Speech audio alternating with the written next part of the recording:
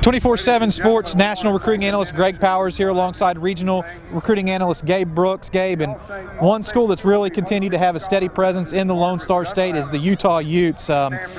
Signing a few players in last year's class, and they're after a few more in this class. What are your perceptions of what they're able to do in Texas?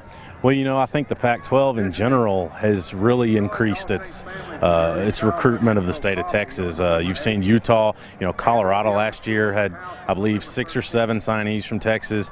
Utah is going after guys like Eric Ezekama, 4-star receiver, one of the top receivers in Texas. Nick Bolton from Frisco Lone Star, who had 2 teammates signed with Utah last year, and quarterback Jason Shelley and receiver Jalen Dixon.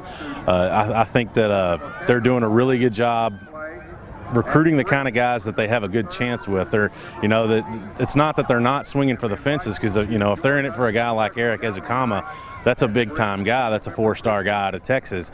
But they're mostly pinpointing guys who are really good P5 caliber players who they're going to have a really good shot at getting.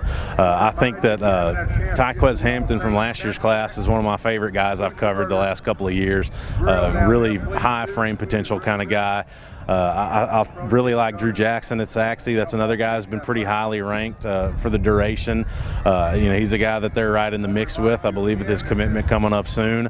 I put in a crystal ball for Eric Ezekama to Utah after his official visit. So he's pretty quiet on all that. I mean, he's about as quiet as it gets, but everything we've heard behind the scenes leads me to think that Utah has a pretty good shot. So I think that Utah, and they're one of those Pac-12 schools, and really schools in general nationally have really ramped up recruiting the state of Texas, and it's paying off for a lot of schools, whether it be Pac-12, Big Ten, SEC.